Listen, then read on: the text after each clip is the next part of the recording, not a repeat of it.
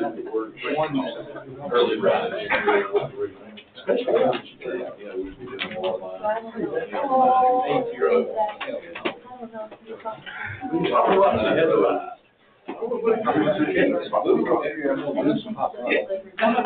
like it over here. I like it.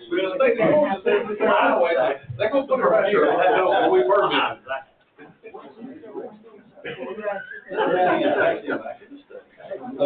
Yes, just got it later.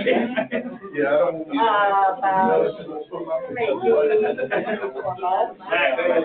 It's a really good article. That's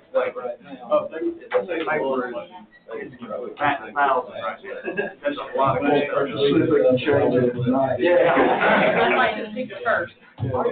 I tell you, I read it twice. I want to watch the email bridge. That was really, really good. I went back and read it. I just thought it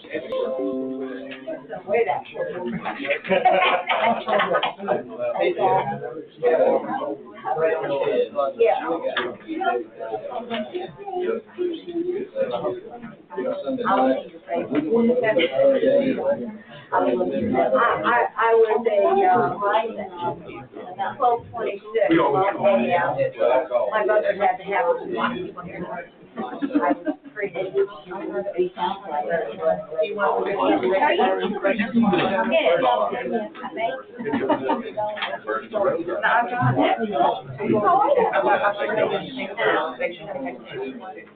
doesn't really matter what an hour after.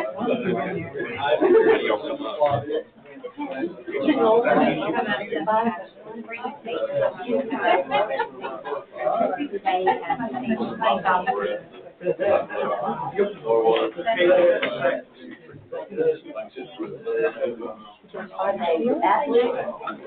Are they athletes?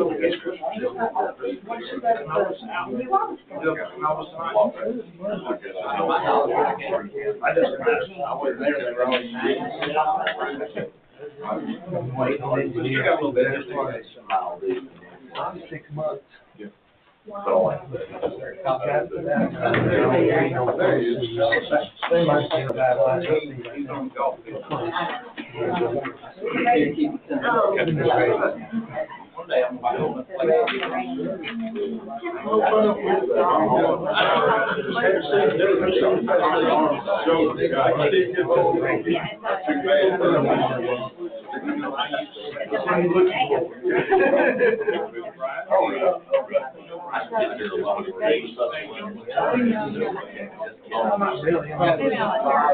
Well, we had the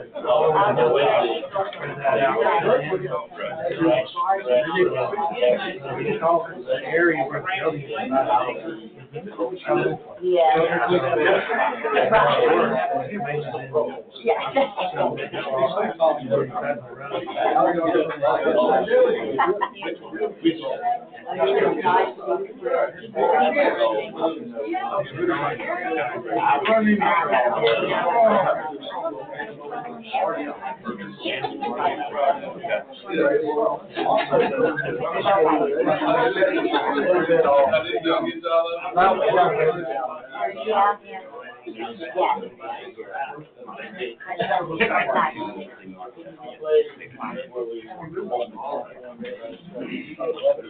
All right, I'd like to welcome everybody to the Madison County Board of Commissioners Agenda Setting Work Session. Public meeting, March 6, 2023 at 6 p.m. This is a work session. First off, for some of you in the room that may not know, Daniel Haygood has blessed us with his presence filling in for Mike Pruitt tonight. Daniel is also the Oconee County's counsel, so very fortunate to have Daniel. He'll play a role in this in a little while, because we're going to let him explain some stuff that's going on behind the scenes that he has been heading up in joint partnership with our office and Mike Pruitt. Business, Chairman report. Let me get that one first, get it out of the way. Madison County Recreation Department is hosting an Easter Egg Hunt Spring Festival March 25th at 1 p.m. until 5 p.m. The egg hunt will begin at 2 p.m. The Recreation Department is offering yoga classes every Monday night from 6:30 to 7:30 p.m. at the old gym out back. Please reach out to the department's office for more information. The spring recycling event will be April 22nd from 10 a.m. to 12 p.m. here at the Government Complex. The Madison County Library will be having a book sale open to the public March 10th through the 18th during regular business hours. Please go to the website to check out all their events for the month of March. Madison Oglethorpe Animal Shelter, known as MOAS to most of us, is hosting their 8th annual signature fundraiser Bark and Wine event on March 11th from 6 p.m. to 10 p.m. at historic Smithonia Farms. Tickets are $50 online, $60 a day of the event. Join this event for dinners, desserts, live and silent auctions, live music, and raffles. You can order your tickets online at moaspets.com. Take that one serious if you don't mind. MOAS does a lot for our county. We have one of the largest coverage areas between Madison and Oglethorpe County together. And we're very thankful for our animal shelter and what they do for us each day. A couple that I added to the list late was for the ones of you in the room and even in the general public that pays attention to some of the bills being passed currently in the House that will go on to the Senate. I want to name a few of them that I'm really concerned with, and I would ask for you to reach out to your representatives or your senators. I know in Madison County we have two, Rob Leverett and Alan Powell.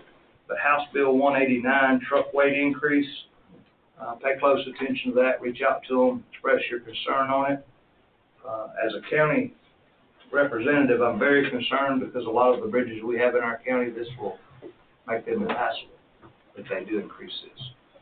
It will impact our county roads about 46% from the last thing I read earlier today for deterioration. House Bill 477, another one that's very important to everybody in this room, whether you know it or not, is your soil amendments. Reach out to your representatives and express your concern on soil amendments. House Bill 514 is a zoning matter. I think it will concern you also if you read the bill fully. House Bill 517 is another one for building codes that would be in your best interest to read. Again, please use your voice to reach out to your representatives and let them know how you feel on these topics. There's many, many, many others, and it's really sad that there's not a way for us to keep up online a little bit better with what's going on at the Gold Dome. Some of them are shocking. Some of them are needed. So, couple up-and-coming events. The Lexington Road partial closure will be tomorrow at March 7th. Oak Bend closure date is not yet finalized. The road department will be sending out letters in the mail of that road closure. That's a subdivision entrance. I think it's a one-way in, one-way out. We got to replace that pipe, so we'll try to give everybody as much notice as possible. The update on the Lexington Road, which took place last week, we found a rare find under the road, about 8 foot deep. We started hitting sawdust. There was an old sawmill there when that was a wooden bridge going into Oglethorpe County. And they mucked out bucket after bucket after bucket of sawdust, and that's why the road was sinking. And when I mean sinking of an area between me and Christopher, that wide and that long. The road was just going down. We pulled it up, and over the years, there was 14 inches of an asphalt that had been laid over that sinking. Every time we sink it, it's a new layer. So we dug it out, done it right, put a good base in it, built it back. But there was a lot of the old timber slabs still under that road, 8 foot deep in the dirt. So, anyway, kudos to the road department on that part. With that being said, I think that will conclude my chairman's report. Business involving guest groups from multiple visitors. Ms. Melissa Tuff, Broad River presentation.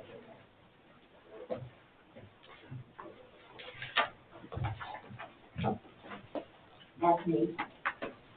Welcome, young lady. Thank you so much for taking time to be here tonight. Thank y'all for letting me be here. So, is that one?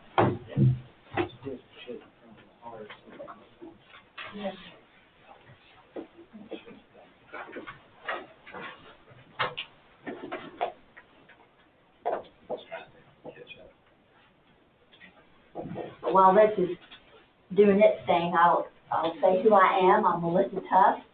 We farm on the Transco Road. We're on the old Carritos farm. We've been there for 28 years. And we have a creek that goes, thank you. Yes, ma'am.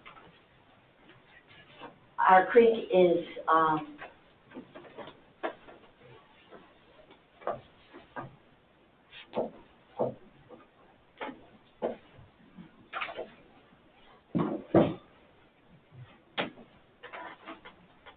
Right here at the top, where it says option. yeah. And then from beginning. Okay. Thank you. You're welcome. My bad. He's just code enforcement, don't worry. We got And we IT. we appreciate code enforcement immensely. Anyway, I'm Melissa Tuff, and our farm has a creek going through it called Cedar Grove Creek that goes to Skull Shoals that goes into the Broad River. So whatever we're doing on our farm is affecting the Broad River, which is true for every tributary and every stream. It's not going into the Oconee, it's going into the Broad. So I'm here on behalf of about 5 residents, and we are very excited about the new comp plan, and we're so glad that we think that was money well spent, and we're so glad that y'all have taken that on. We want to emphasize the importance of the Broad River, however, and its tributaries and how it contributes to our county. So in this presentation, we want to assert that the Broad River is the most important natural asset we have and makes Madison County truly unique. The river itself and its watershed shape who we are. So I've titled this Respecting the Broad River as an Economic Resource. We often think of the Broad River or our natural resources as something beautiful and something to be enjoyed. But I think if we realize its importance as an economic driver, we might think better for the long haul. And as y'all know, Madison County has a lot of what a lot of people want. We have gently rolling farmland, significant tree cover, streams and rivers, small towns with great potential, excellent public schools, and all we're arguing is to let the river and its watershed be our guide, and let's not destroy it, because it's one of the things that makes this county unique. Y'all probably know where this is. This is the beautiful bridge at 172. This was taken last autumn. You'll notice there's no development anywhere around this except for the bridge. It's our cultural heritage there. And if you look at the water, it's very clear. This is after several weeks of drought, so there's not a lot of turbidity. It's mainly spring fed at this point. Of the seven counties in the Broad River watershed, Madison County has had the largest increase in population in the past decade. And the total now is approximately 31,000. About almost 7.5% of the land in the watershed is developed. And by developed, we mean if you pick a particular area, if at least 50% of that is developed, that's considered a developed area. That makes sense. About 56% is forested, which is great. About 24% is in pasture or cropland. So as you can see, farming and forest dominate the landscape. Communities will thrive with healthy natural resources.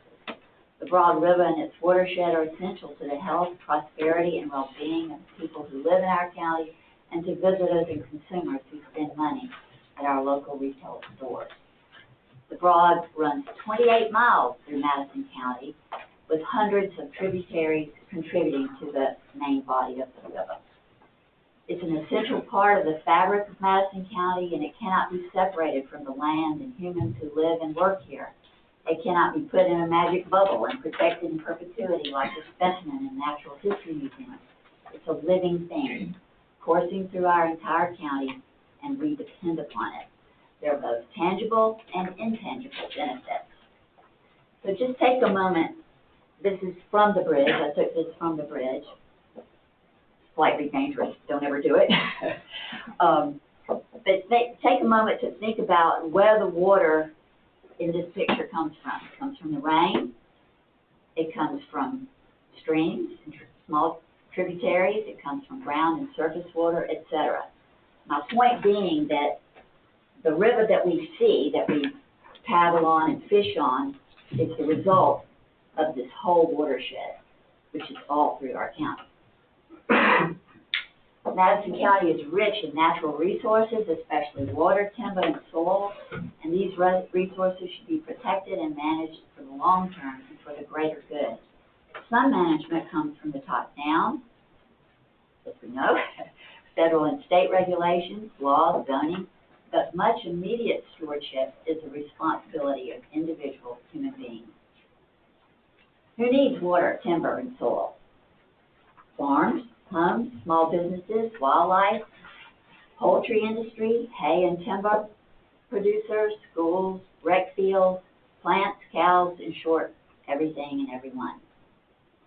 Currently, the major players in the protection of the Broad River watershed are its residents, large tracts of timber, so timber companies, farmers, public lands, our parks and our wildlife management areas, WMA, and the Broad River Watershed Association. Right now, we feel, though, that the Broad River flows unprotected. There are federal and state and a few local laws and institutions that are focused on conservation of the river, but they're not functioning effectively. We see commercial entities without oversight. Pollution makes its way from surface water runoff, contaminated tributaries, and soil erosion. Vegetative buffers are not enforced or protected, and poorly designed development occurs throughout the watershed. This is the Coral Road around the corner from where I live, and you can see that there's a track of four-wheelers where four-wheelers and tractors cut through the creek there. I took that picture just a couple of weeks ago on a misty morning. Don't want to be doing that. That hurts the water. This is some development on the Hudson River, which is one of the main tributaries into the Broad River. This is just upstream. This compound is actually in the river a little bit. So notice its storage areas and the grading it took for the driveways and around the back of the house. The floodplain and the river's edge are profoundly degraded when there's development like this. Here are two dwellings threatened by erosion on the Broad, and these are in Elbert County, just a little bit downstream from us. And we have to ask, who will be responsible for removal when they fall in the river? And they are going to. You'll also notice in these pictures how murky the water is. This is after a rain, and a lot of what we're seeing when we see that turbulence, or turbidity rather, is old siltation from cotton days, but also new stuff showing up from dirt roads and erosion. Last summer, runoff from a newly installed solar farm caused dramatic siltation in a local creek. This could have been avoided with good basic soil practices. And by the way, this siltation is approximately 5 miles downstream from the installation. In this picture, you can see the effects of that siltation from the air. The red arrow is pointing to a bridge. And that bridge is about 8 miles from the solar farm. Siltation affects oxygen content and in-stream visibility, impacting river life and sensitive species that are dependent on food in the waters. Silt and sand are deposited downstream, choking natural flows and impairing dams. Vegetative buffers would help protect the river from this kind of development. And my understanding is that we have a county buffer, but I haven't ever been able to find it. I think it's, maybe you know, about 100 feet 100 feet 4 times what the federal Okay, okay. buffer is. We support vegetative buffers from between 100 to 300, depending on the location and the use. Now, obviously, the type of soil, the aspect where it's facing, the topography would affect whatever buffer would be needed. But we've used a lot of the research that Rhett Jackson at the University of Georgia's Cornell School of Forestry has done. So that's where this information came from. But let's think positively for our future. This is such a great county, and we're so lucky to be here. Ideas that might serve to protect our waters and improve our economy. Ensure that dirt roads are properly graded. Control runoff from poorly managed farmland, including mine. Capture surface pollution from paved roads and parking lots. Appropriately regulate and monitor industry. Promote farming practices that protect ground and surface waters. Buffer development to allow natural filtration of water to streams, tributaries, and the river. Discourage littering by making the transfer station free to users. I asked a neighbor of mine why he was dumping his garbage in the ditch, and he said he didn't have the money or the time to go to the transfer station. Thinking even further into our future, why not use already existing roof structures for solar panel arrays rather than using precious farmland? Or grocery store roofs and parking lots, abandoned chicken houses, rooftops of all new subdivisions, the county courthouse, parking lots. I'm asking us to think about just being leaders in this fashion. And we want to avoid scattershot, low-density development, which undercuts ecological value in our rural areas. Let's consider instead river walks along the south side of Danielsville. In Hillsborough, North Carolina, which is similar to our area, it's a county seat, and there used to be cotton mills along their river, and they're no longer there. They've done a really good job of bringing their small town back to life with a simple river walk. It's got a grocery store and a cafe going along that river walk. So you might want to check out Hillsborough, North Carolina, here up in the Triangle area of North Carolina. We're also suggesting or encouraging, as part of the ag education at our high school, timber management school led by professional foresters. We're very excited about the ag center that's coming in. A county park on the river with low-impact camping, walking trails, and picnic shelters, not unlike Watsonville Bridge State Park. Also encourage design of Madison County model communities for young families with land set aside for protecting our tributaries. Basically, what we're arguing is that environmental stewardship is the economy. And some of y'all might have heard Jeffrey Dorfman from UGA. He's our state economist, but he's an ag economist, I think is his actual role. And he made a presentation to our county recently and pointed out that farms and forests attract businesses and families. Farms and forests can provide free ecosystem services, such as filtering stormwater. And 1 in 6 jobs in Madison County is tied to agriculture. So let's protect our waters, farmland, and forests to protect our rural life. Farming is what makes us rural. We want to encourage traditional and innovative farming for young people. This would include flower farms. Athens and Atlanta have a huge market for high-dollar flowers. Plant and tree nurseries could be encouraged here. Horse boarding facilities and day camps. Y'all, in Clark County, horse boarding costs between $300 and $1,000 a month per horse. Per horse.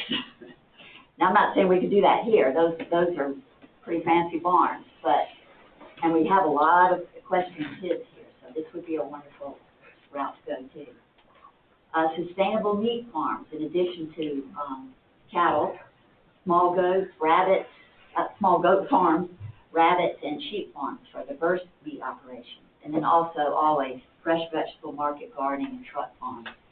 As y'all know, Athens is a huge draw for wealthy retired people.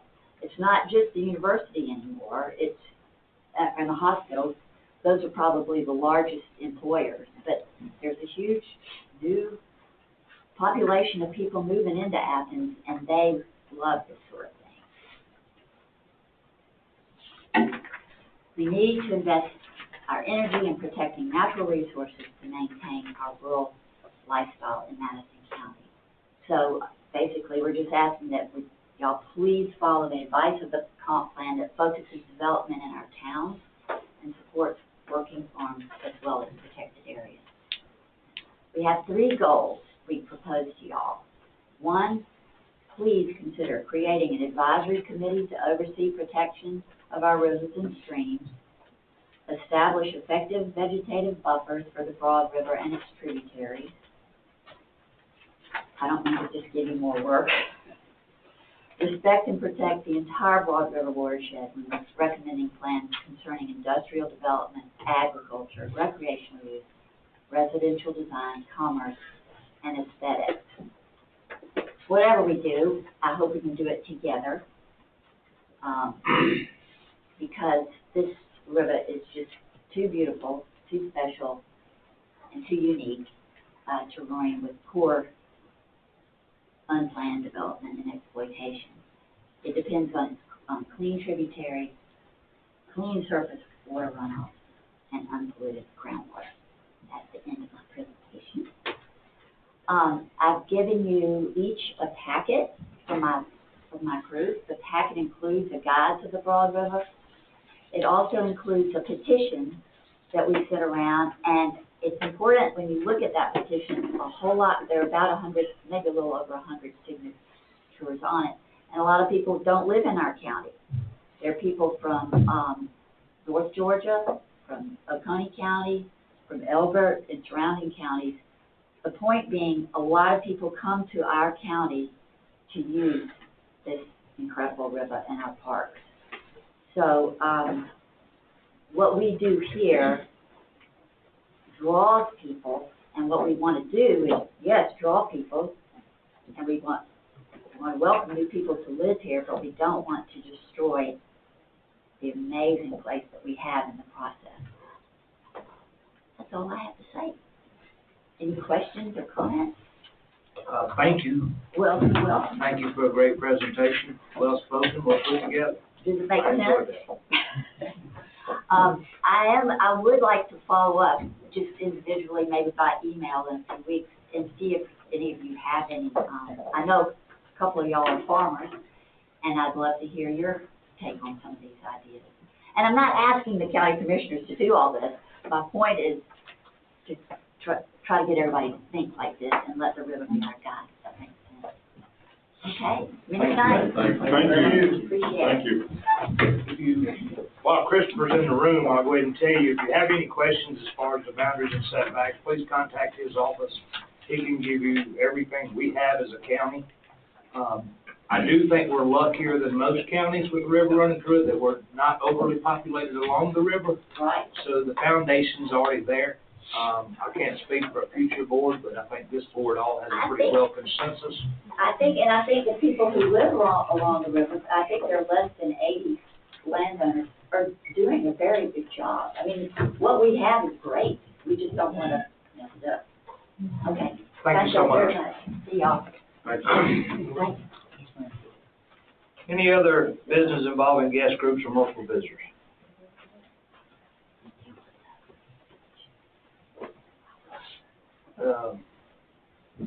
The slide that you had a minute ago, was that, sir, was that for later, because it's not on the agenda? Yes, that's, they are number 4.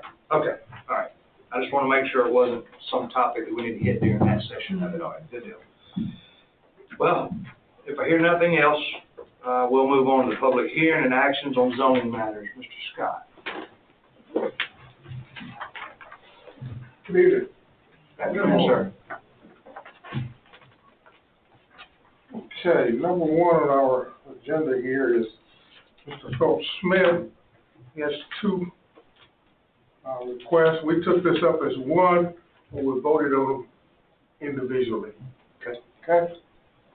Philip Smith is requesting a conditional use to bring his existing non-conforming private airstrip into compliance with current zoning regulations.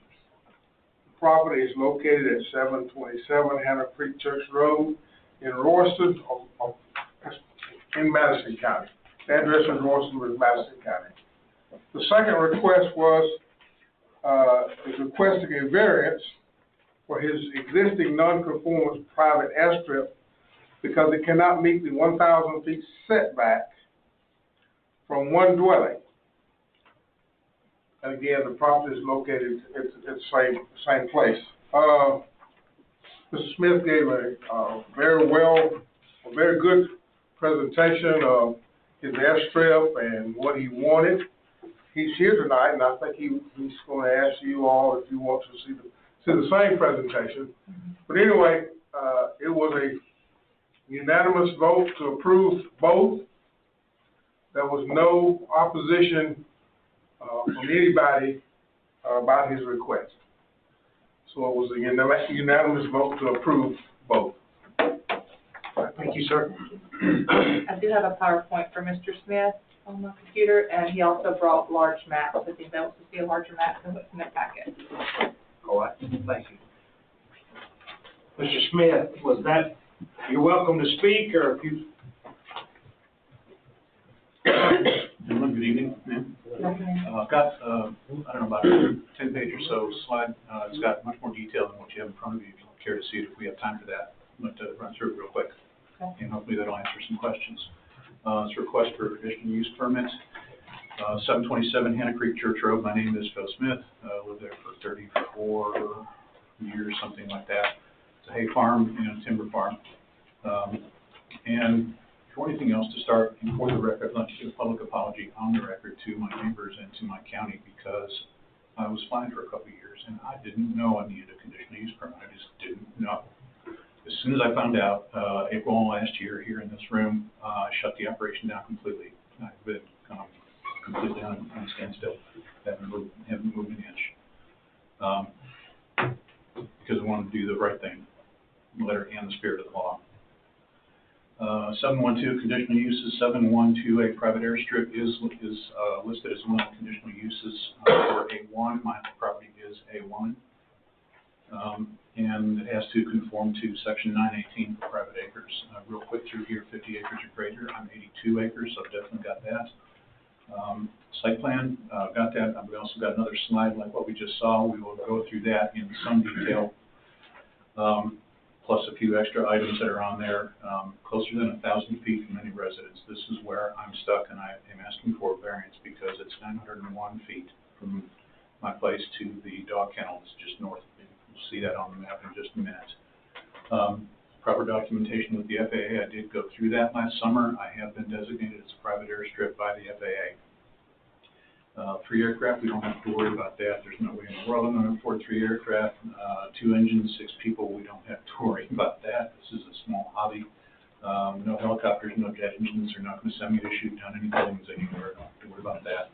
Daytime takeoff and landing is the last item, and that is actually a restriction of my pilot's license. So we don't have to worry about that either. That's my farm, paying timber. Land along the long run. That's good. That's good. I'm not digging up anything. I'm not putting in a runway. I'm not moving earth. I'm not putting in lights. I'm not putting in radios and anything like that. It's my hay field, and when the hay's not on it and the weather's nice, I try to land. And why am I doing this? I know you guys have seen this before. It's very famous since before World War II. The last line really says it. And I reached out my hand and touched the face of God. That's why I fly. When I go flying, my troubles stay on the ground behind me for that half an hour, 45 minutes. That's why I do that. Thank you. So if I'm doing that, why? First of all, what am I doing? First of all, I did get a sport pilot license up at Gainesville at Lanier Flight Academy. Sport pilot is much more restrictive than a standard private pilot's license, which I think you would all recognize. As you jump into Cessna 172 and you take off with your buddies and fly around a while, that's a private license. Sport pilot is much more restricted than that. I've got a few items that I'll show you later, but it's day view bar only, just me, for just me and maybe a passenger. I can't even take a passenger in my plane. I built my own plane, got it registered. It's a real airplane. I mean, it's not a toy. It's not a lawnmower with a kite on top of it.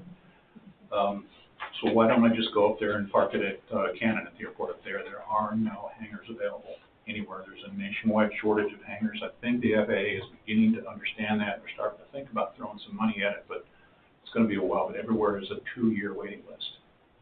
Best option right now would be for me to go down to Elberton, and I would build a hangar out of my own pocket on their dirt. I don't know how that would work if it was my building sitting on somebody else's dirt and they decide I needed to go. And it's an hour block time to begin with, so it's really prohibitive for me to do that. Those are my only options. This is off my flight software that I run. The dot in the center is my farm. I launch. I go out to the north. This is my most typical flight. I go to the airport of Cannon. It's about 6 miles away, and I practice landings. It's about being proficient and staying proficient, and that is what leads to being safe.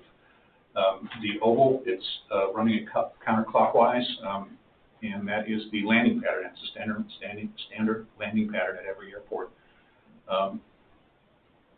Coming downwind, base, final, make a landing, take back up, go right back around, do it again. We'll do it about 4 or 5 times in a trip. It takes about 45 minutes or an hour. So you can see at one point I looped out. Somebody else was coming in from over Lake Hartwell, and I'm talking to them on the radio. They know they're coming. I know they're coming to get out of their way. I'm give them plenty of time to land. So I'm being safe. I'm doing the right thing. I'm not doing crazy stuff. Finally, I get back home, and I get in and I get down. I'm pointing out that I don't just buzz my neighborhood, being obnoxious, being noisy and bothering people. And I don't do that. I explicitly get away from the farm as quickly as I can, get back in and get back down, and get back quiet as quickly as I can. So the next few slides are off of our Q Public site. Madison County, the little blue dot that's up there in the north corner of it, that's where my farm is. Go ahead. Getting in a little bit closer, we're about 4 miles southwest of Royston. Getting in closer, you can see the properties that are around me. I'm very close to the Franklin County line. Not a whole lot of people around there. You can see how much tree cover there is around there. There's not a whole lot of open space for me in case I have an engine out. That's something I'm extremely aware of all the time, is where do I go right now if I get an engine out? So that's what I have to watch for. Most of the trees on here, especially up the left side of the slide, that's the Broad River Valley. So there's a lot of terrain. It's not flat like, for around Bluestone Church or something. It's a bit flatter. I got a lot of terrain. There's my property, outlined in red.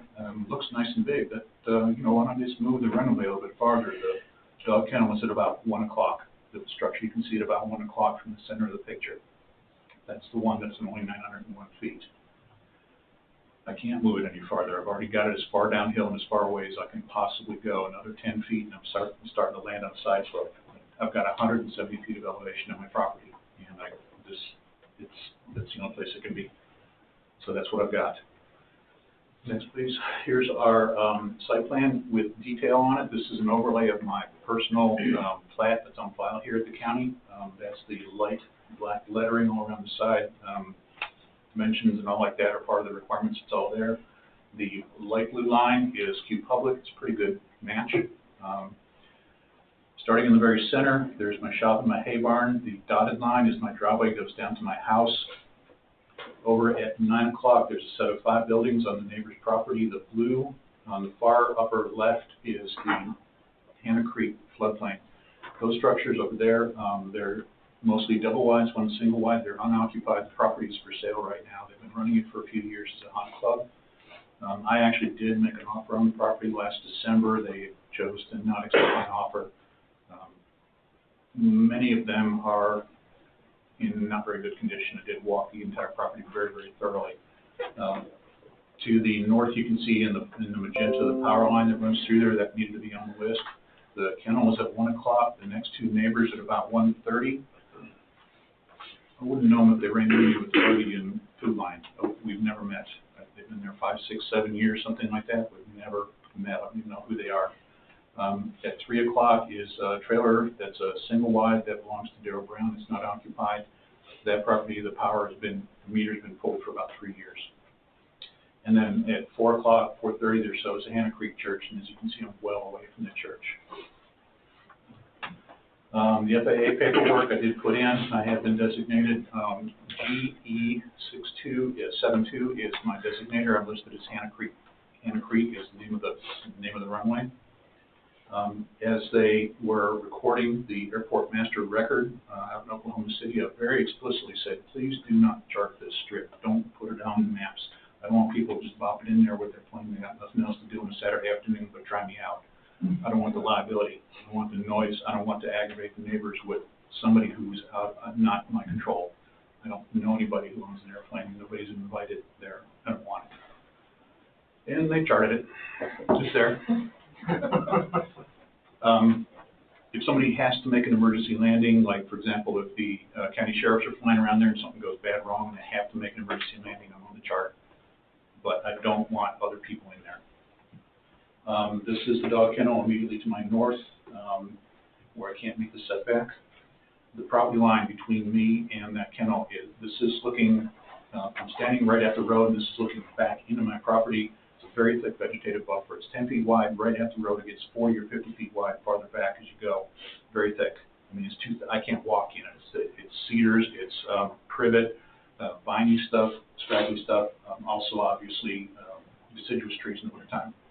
But that's about as thick as we can get. Okay.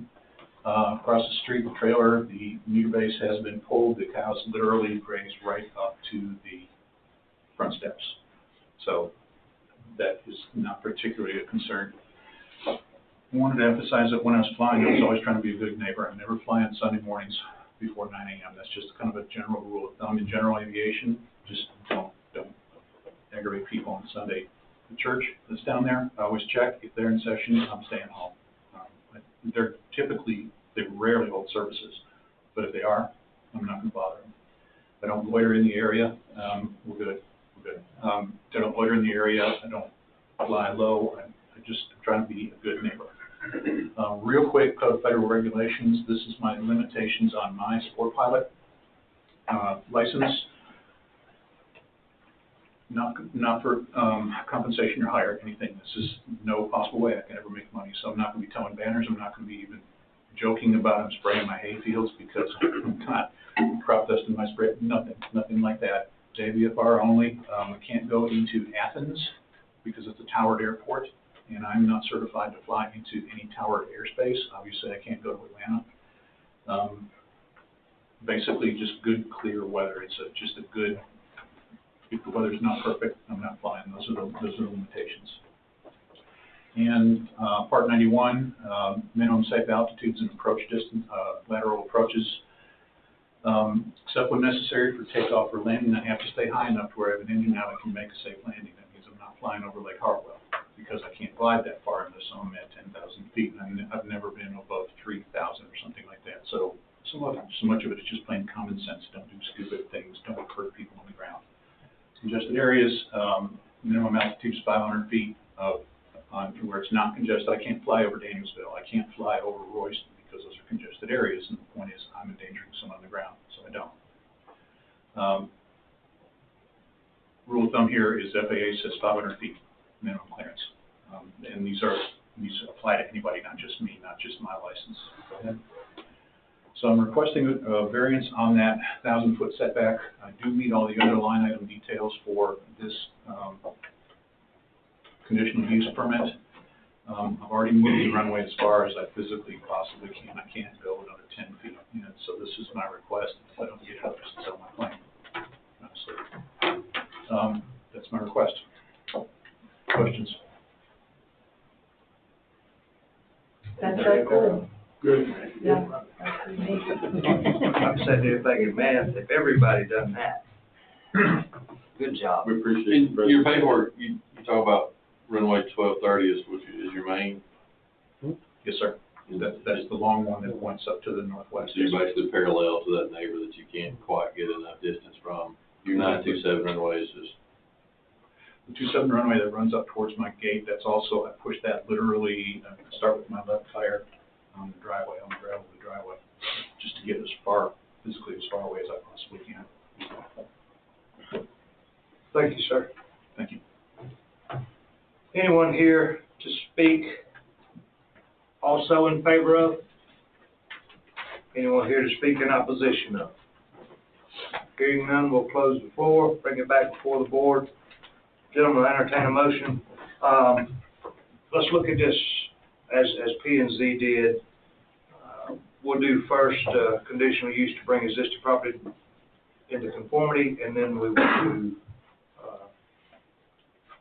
the variance. How about that? Or whichever you guys feel most comfortable with. You do them all at once, doesn't matter. Doesn't matter how you speak it. I just soon put both of them together. That'll be fine. So, I make a motion that, we, grant the conditional use and the variance as outlined by the P&Z. Second motion. I have a motion by Commissioner Kurt. I have a second by Commissioner Chandler. Any discussion, gentlemen? Hearing none. Dennis? Yes. Yes. Yes. Yes. You do not have to say your claim, sir, and thank you for a very well put together presentation. And if you ever fly over my house at Bluestone, just do like that so I know it's you. I will do. Thank you. Mr. Scott? All right, number three. Number three, the applicant did not show at the public hearing, so therefore that is considered a withdrawal. Don't know the reason why, but, Ms. Patrick was supposed to check with them and to let them know that this was considered a withdrawal because they did not show at the public hearing. With that, we'll move on to number four. Mr. Moss is not here tonight either, right? Do not know. All right. No, Mr. Moss. No problem. Go right ahead, sir. Okay, number four, Jerry and Amy McKeachin. I hope I'm pronouncing that okay. That's correct. Okay. Requested a variance to allow a roof cupola, I'm sorry, to be erected on an event hall that would exceed the maximum building height requirement of 35 feet by approximately 6 to 8 feet. The property is located just down the road here at Highway 29 South in Danielsville on map 54, parcel 33 in District 2. The McKeachins also had a presentation that they presented to the P&Z. There was no anyone to speak in opposition, and the planning and zoning voted unanimously to approve. Thank you, sir. Jerry, Ann, would you like to come up? Sure. Pronounce your last name for me. McKeachin. Okay. Basically that, we ended up with the top of the building itself being 35 feet, but with going back and forth with the engineers and steel and all that. So in order to be 100% compliant with the laws, we wanted to apply for a variance to build a little cupola there with the pig on top, just to make sure we're compliant with everything. Basically, that is the next slide has a picture of the weather vane. We'll put weld the wings on sideways so it looks like it's flying. I just think it's cool. Yeah. With pigs, right? Yeah. So that's basically it. It's stuck with me this time. My wife made me do it today. No, that's fine. All right, no problem, sir. No lights. Oh, yeah, we'll probably put a little light inside of it, just to have on at night. In the little top. Yeah, just pig. no, just No, like right okay. in here. That looks like louvers now. I'm probably gonna make that a window and just put a small 30 watt, 50 watt, 60 watt. To let those low-flying planes let you know. Okay, I got you. Follow you. All right, thank you, sir. And I did see y'all have started, doing the cut-in for drives. Yes. It's right here at the River Bridge, just so everybody knows.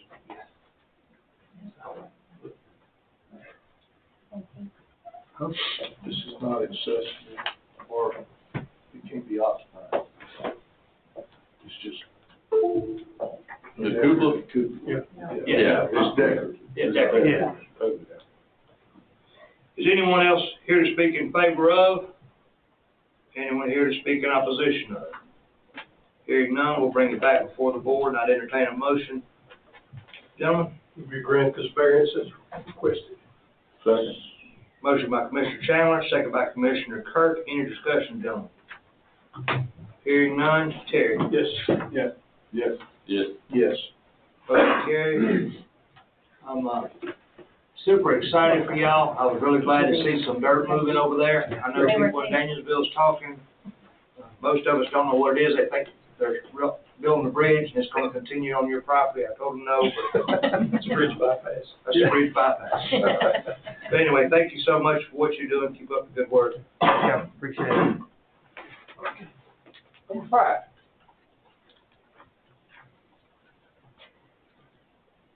Dennis Flint, applicant for his brother David Flint, is requesting to rezone a 3.99 acre portion of his 19.61 acre property from A2 to AR to allow the tract to be split off for a home site for his brother. The property is located at 230 Allen Road in Danielsville on map 11, parcel 110 in District 1. Lots of discussion on this one. There was nobody in opposition. The planning and zoning voted unanimously to approve. All right, thank you.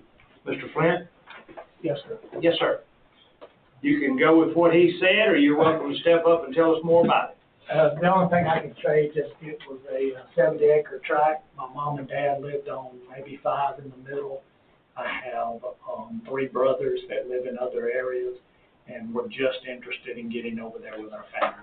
We have a real close, tight-knit family, and we're just interested in building off and understand we can only do 3.9, I believe. So that's all we're looking to do. All right, thank you, sir. Yes, sir. Anyone else here to speak in favor of?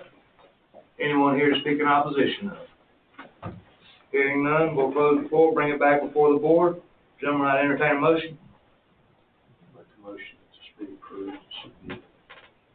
Have a motion by Commissioner Adams. Do I have a second?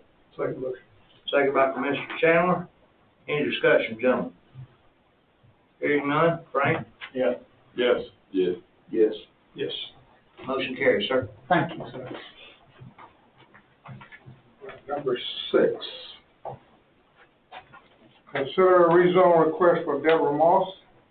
Deborah Moss is requesting to rezone a 3-acre portion of her property from A2 to AR to allow it to be split off for a home site for her daughter.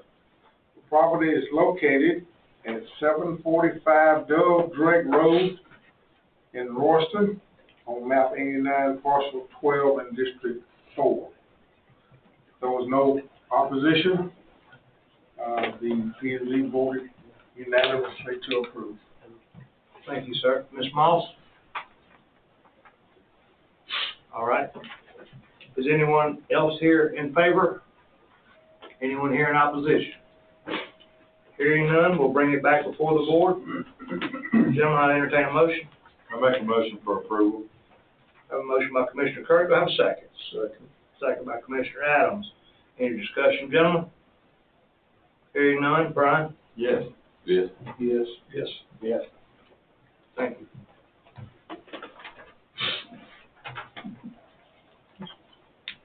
Just a remark, for those that may be in attendance that don't understand that that first one will withdraw because you are required to attend the first public hearing and not required to attend the second. Correct. So just a point of clarification in case there's somebody here that did not know that. Number 7, consider rezone request for one Zacharias, applicant for his wife Norma Garcia.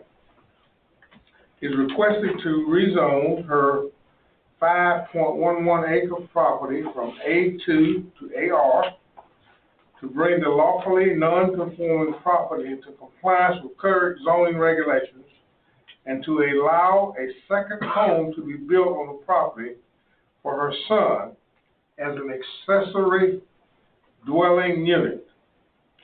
The property is located 6791 Highway 29 South in Hull on map 30, parcel 143-03 in District 3. There was no one there to speak in opposition. The Planning and Zoning Board voted unanimously to approve. Thank you, sir. Mr. Zachariah? Is there anything you'd like to add? So, I would like to build a second house there because, I am graduating from college possibly in about the next 2 years.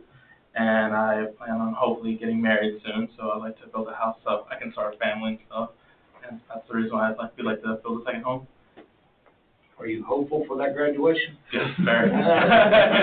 You hesitated when you said that. All right, I'll make sure. All right, well, we hope for you too. Yeah. All right, anyone here? And the marriage and the kids too. Yeah.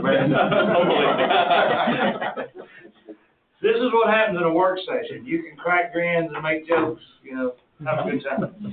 All right, thank you, sir. Anyone here else to speak in favor of? Anyone here to speak in opposition of? Hearing none, we'll bring it back before the board, and I'll entertain a motion, gentlemen. I'll make a motion to approve it. Second. I have a motion by Commissioner May, second by Commissioner Kirk. Any discussion, gentlemen? Hearing none, Yes. Yes. Yes. Yes. motion carries, sir.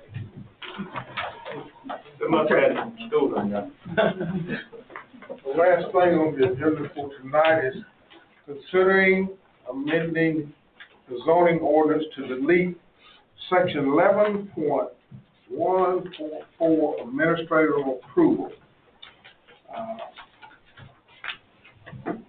Little bit of discussion on this one, but it was recommended by the attorney that this was just something that needed to be done to clean up some stuff. Maybe Christopher can explain more about 11.1.4. But anyway, there was nobody there in opposition, and the planning and zoning recommending to amend this zoning ordinance to delete this. That's what we are. Christopher, you want to add anything to that? You know what 11.1.1 is? Can you explain it? Yeah. The state took away the ability for a zoning administrator to use administrative action. And so we had a choice to delete it or to take on the responsibility to create a whole new section. After myself and Mike talked about it, we'd rather just delete it, move it along.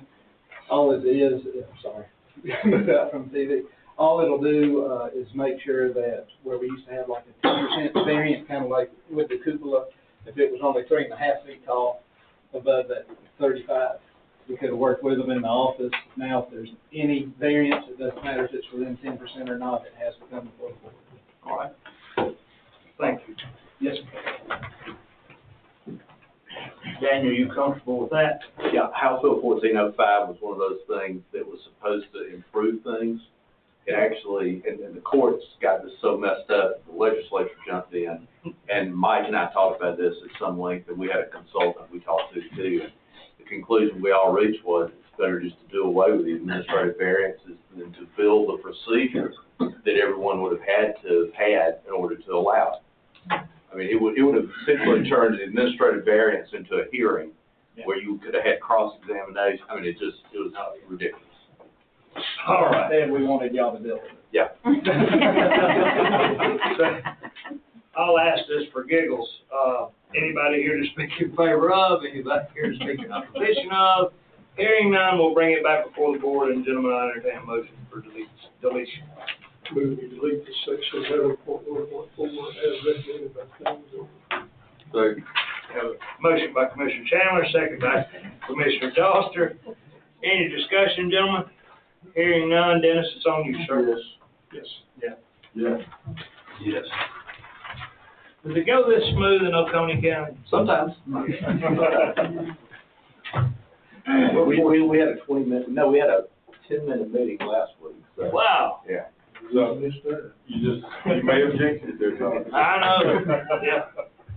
All right, Moving on to old business, consider approving, authorizing the chairman to execute anticipated memorandums of understanding, acknowledge, and complete the participation forms for the new opioid settlement. And just to bring everybody up to speed, I will turn this over to Mr. Haygood.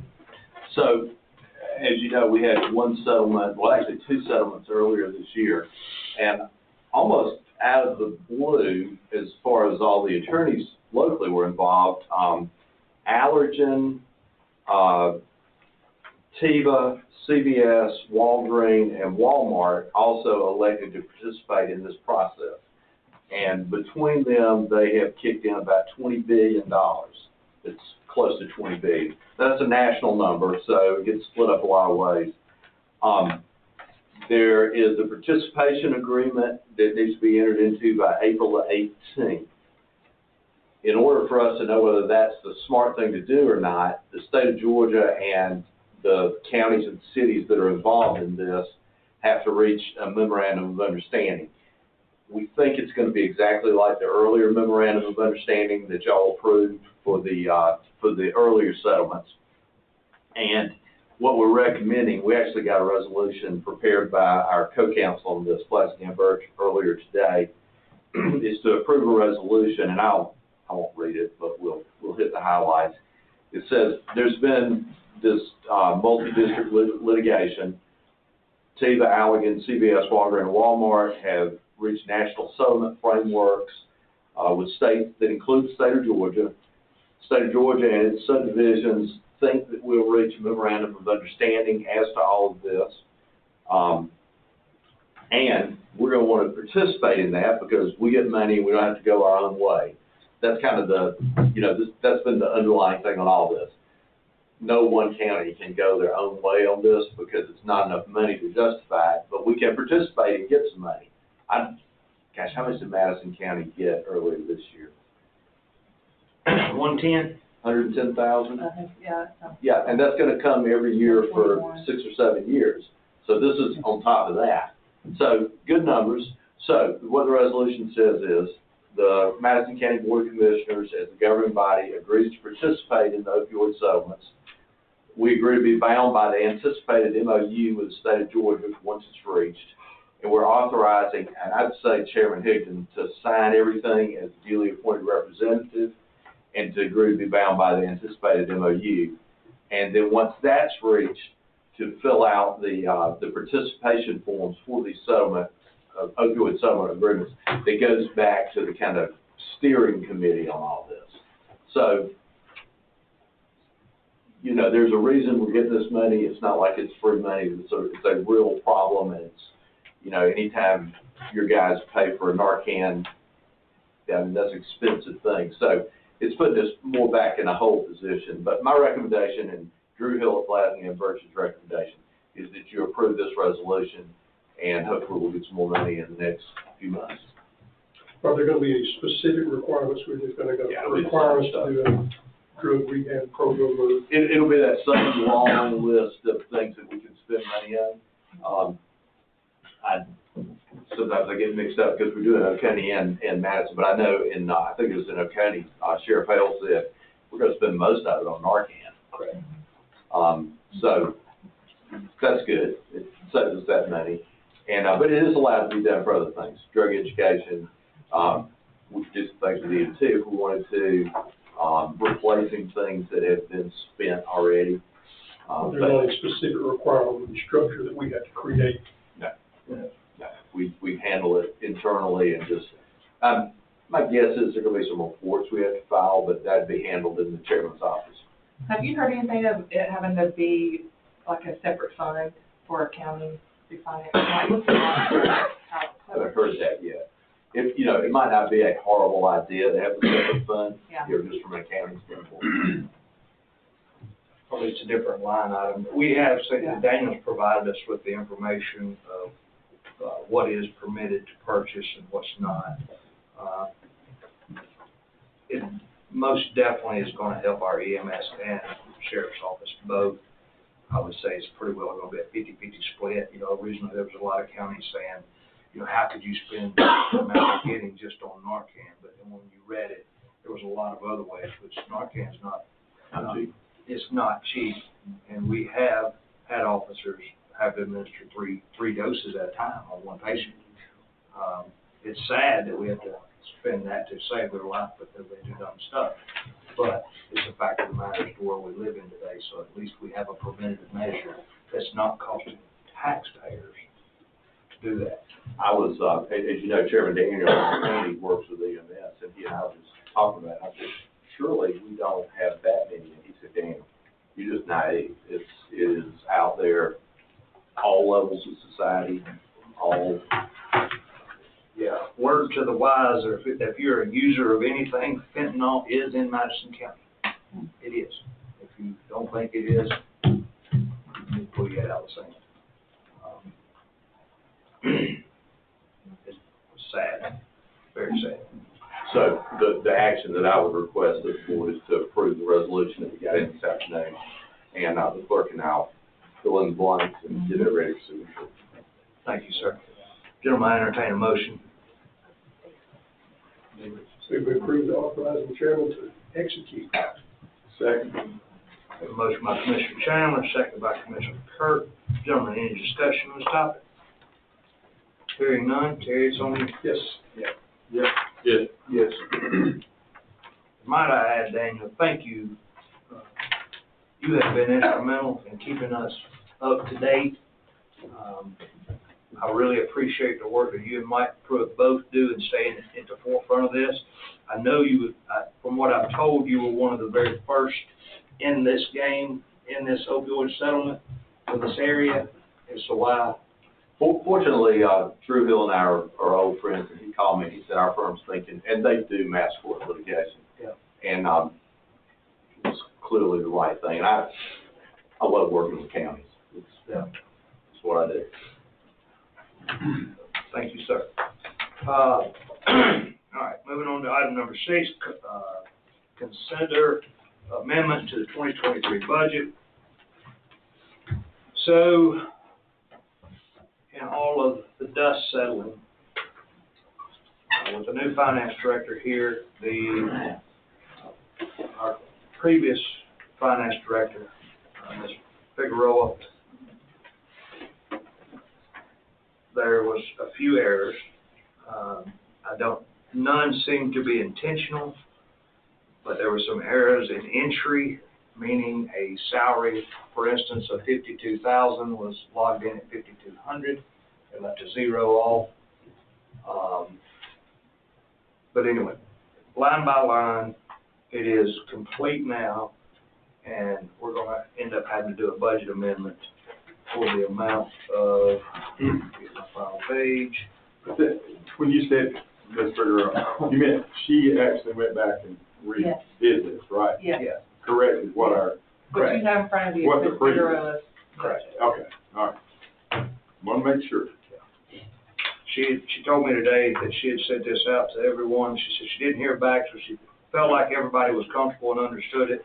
Yeah. So with that being said, I'll ask for a motion to approve the amended budget.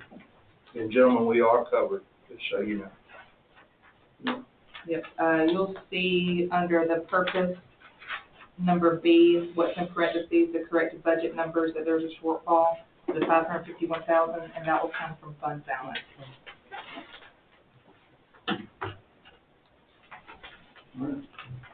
The main one was an LMEG that was put in as maybe a revenue, but did not show the expenditure in the line item to show that it came right back out for LMEG.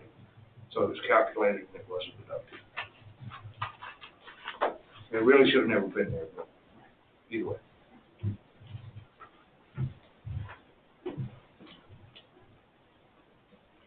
Then I need a motion to amend the 2020 budget. I'll make the mission, I got you. motion to amend the 22 budget. Second. All right, I have a motion by Commissioner Kirk, second by Commissioner Doster. Any discussion, gentlemen? Hearing none. Frank, I think it's on you. Yes, I did. Yes. Yes. Okay. And I wish that, I appreciate that Kathy came back and helped us out with this. Myself. Yeah, I tell you, you know, this is a work session. Kathy's been remarkable.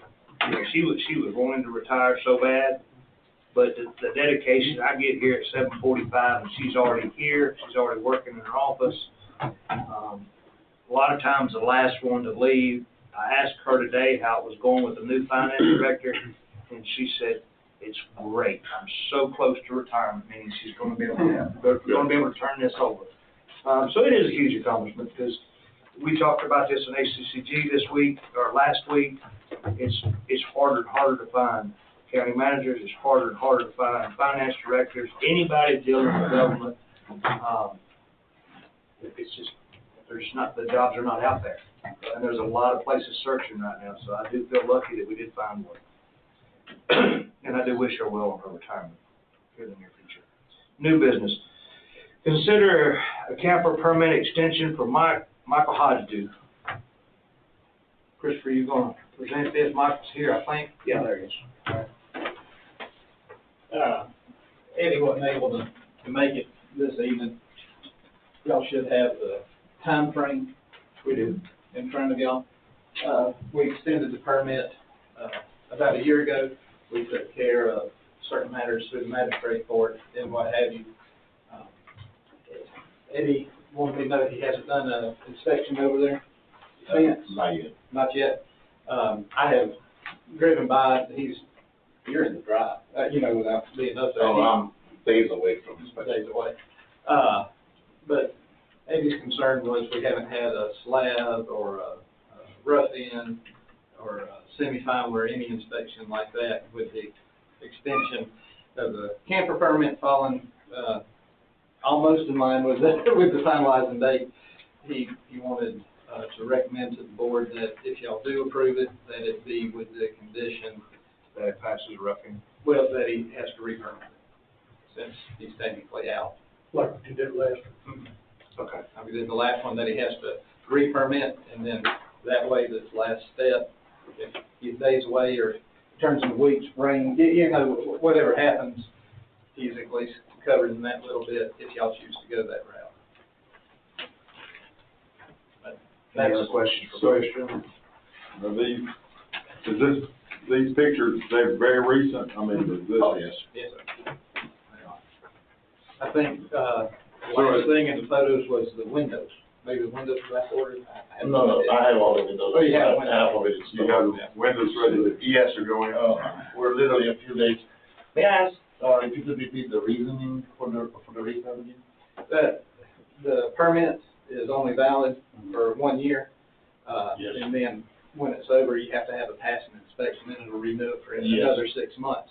So since there wasn't an inspection within the year, and he wanted to Start over. That's not quite accurate, and the reason being, Sure, go ahead. Yeah. I just trying to react to these points. Yeah.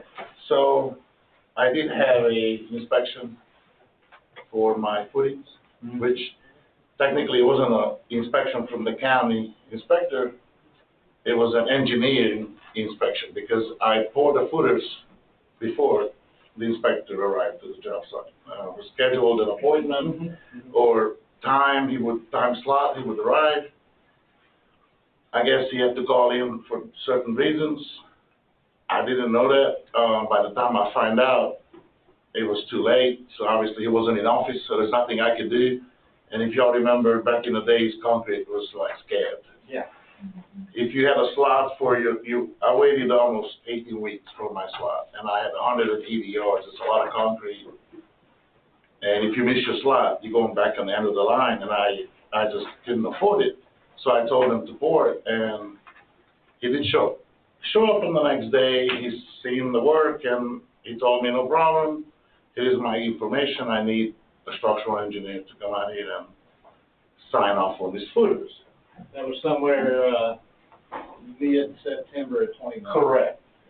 And then after our meeting here, I believe in August of 2022, I pulled a brand new permit for the construction. And coming up to the 6th month, I emailed Eddie or Mr. Pritchett about me not meeting the 6 months for a roughing inspection due to, delays on the windows and different personal circumstances, and he said, that's no problem. He emailed back next day saying, I actually requested a 30-day extension, and he said, well, I give you 90. That was the actual email back from him, I give you 90 days. And this was, I think, 2-3 weeks ago. Yes. So I was under the impression that he extended my roughing inspection 90 days, and I could be wrong. But the whole idea, I reached out to Eddie, is to extend my roughing inspection 30 days so I can meet the roughing. And as I stated, all my windows are in on site. I started installing them. I need another week or so to get all the windows in. All my electrical done, Ethernet done, my plumbing is done. The only thing I'm missing, which I wasn't sure if I need windows for roughing inspection. I reached out to Eddie again, and he said, all your windows must be installed. And that's his email back to me just a few days ago. Without the windows, I could have had the roughing, no problem. But since I have to have them, according to the inspector. The only thing is if you have like a leaded glass window that's back, or something like the round one, especially window. But I do have a bunch, I have 27 just pieces of glass. Yeah. Going up in the gables and stuff, but windows. Yeah, window. I have to have them installed, and I have them all on the side, so it's all here. All right, this extension is for the camper, right? Yeah. But this extension really not for the building permit. And if I have a building permit, I completely tell me understand. why you're needing a camper extension. So the reason I came here before you today, I guess, to ask you for an extension on my living circumstances. All right. I literally got 2-3 months left of high school, both my children are graduating. For me to find the rent, I really looked into it before I came here because I know my time was up last month, but because I had some issues, y'all moved it to this month.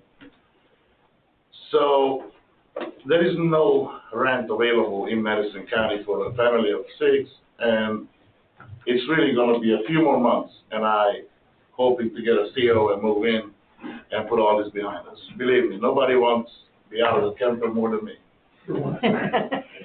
So my question is how long are you asking for the extension?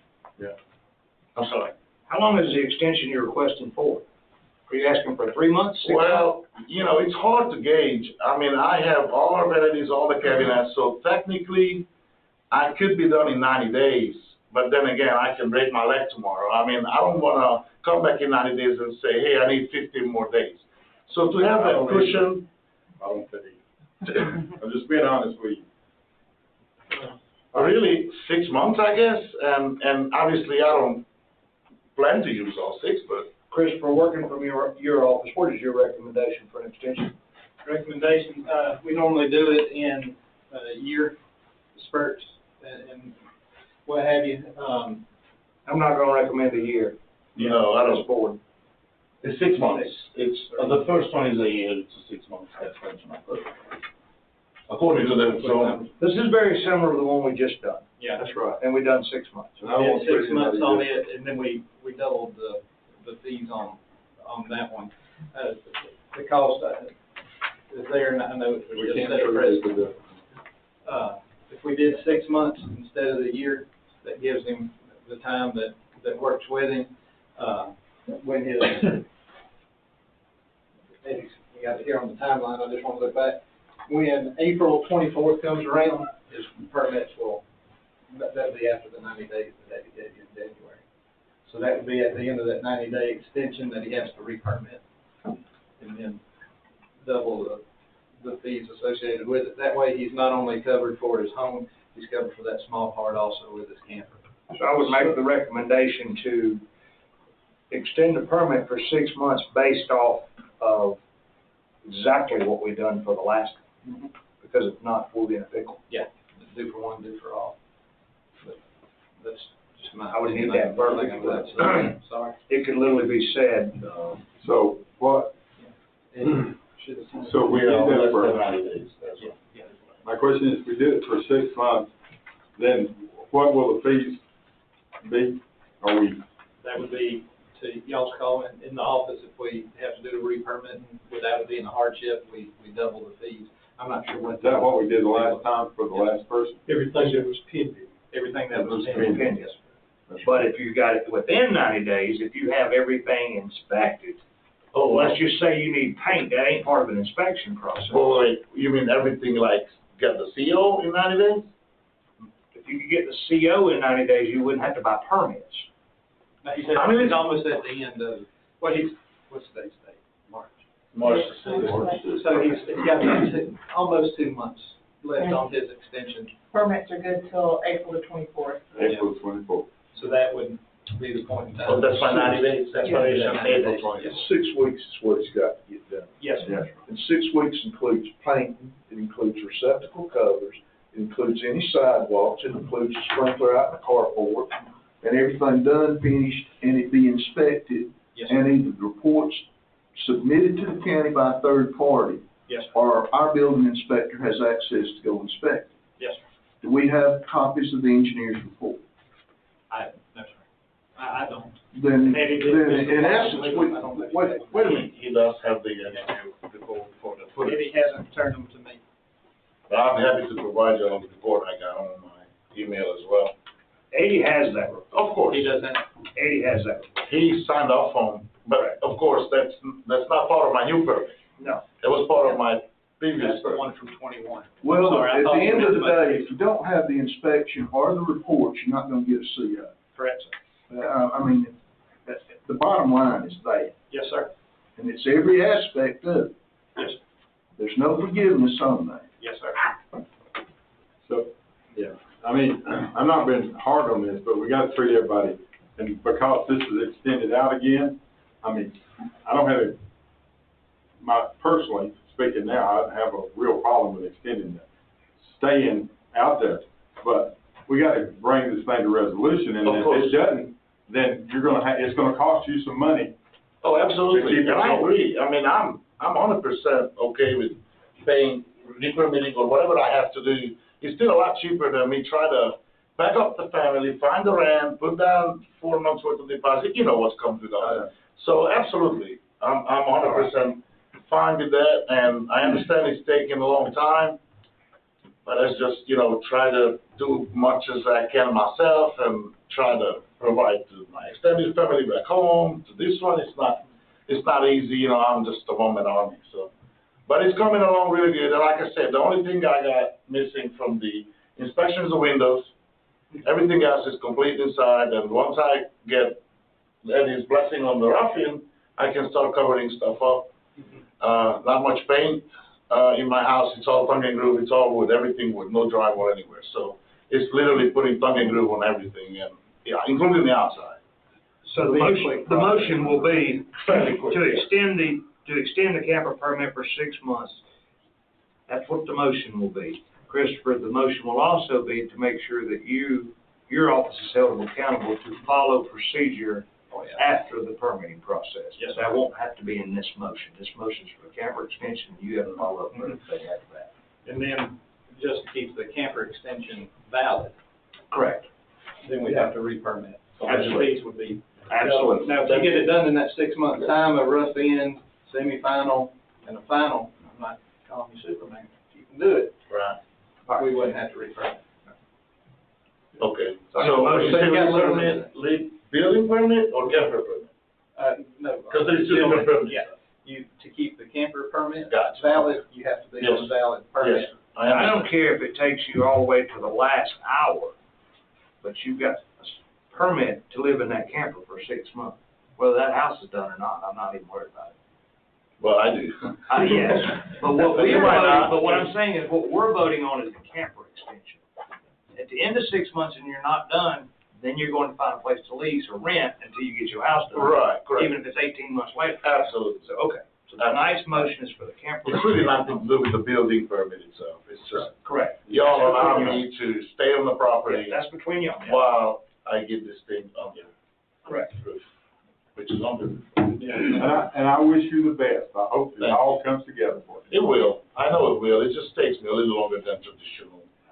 It's not just you, there's a lot of other factors. But we just have But to you make know- sure, we have to make sure that we're setting the right example here. Oh, absolutely. For what things that happened in the past and what we've done, and also for in the future, because we're gonna try to avoid some of this stuff in the future. Absolutely, and I agree 100%. And, you know, anybody welcome to inspect the property, how we actually live. And you've been out there, it's, you can, We're gonna enforce sometime. All right. you know, seriously, it's, All right, we try to keep it civilized, you know. Got it. Thank you. Clarity, Yes, sir. if I remember correctly from the last one, the granting of the camper extension is contingent upon Correct. maintaining proper building permits and work continuing. If those cease, then the camper permit ceases. Right, correct. And with last time, just for clarity as well going across it, we did, handle violations to the magistrate court, which was resolved at that point in time, and then proceeded forward. We just haven't had inspections, one that gets the other with the camper in the building. So if y'all extend the camper, then we know how to handle our policy with the building permit. So just one more question before, make sure I understand this correctly. I have until the 24th of April to get my roofing inspection before my permit expires? Yes, That's the 90-day extension. that's the 90 days. So I do actually have a valid building permit today, right? Today, yes, sir. Okay. Up until that, okay, very good. Up until that. Because next week I'm calling Eddie to schedule the inspection, so I know I'll be ready. And once I get that and pass the roofing, that extends my building permit. It can extend it up to 60 Six. months if y'all choose to allow that with the camper permit. That's where the two lay in limbo with y'all. No, I said the motion will be to extend the camper permit for 6 months.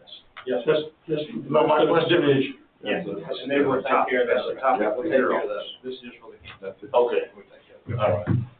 All right, there we go. Gentlemen, I entertain a motion.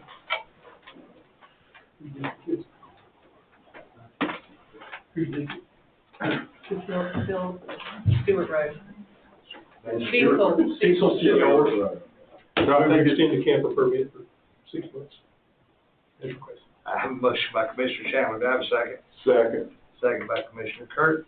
And I will put in the motion, Is Commissioner Chandler agreeable Yes. with the conditions that long as valid building Building permits permit has to are be valid. active? Yes.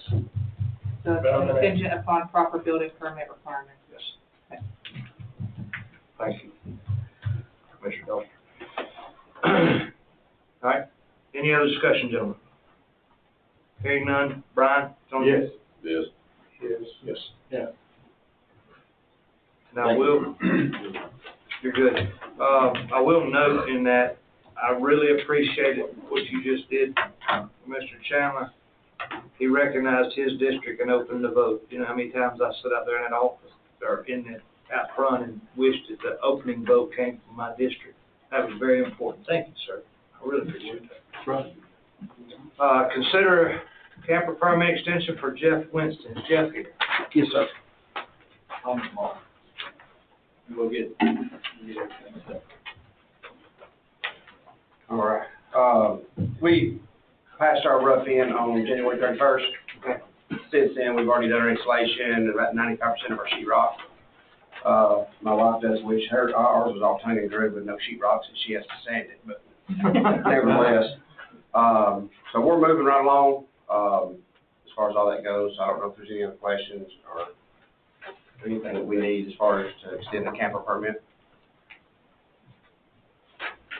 When you're in your current 6-month permit or 1-year permit, is that what you're in? Yes, sir, it expires, April 24th as well. We're just in the first one. Yes, sir. And we're right up to the rough end. They did have a rough end, but it had some corrections on it. So they're right at the cusp of that stage, moving forward. Yeah, we passed it January 31st. All right.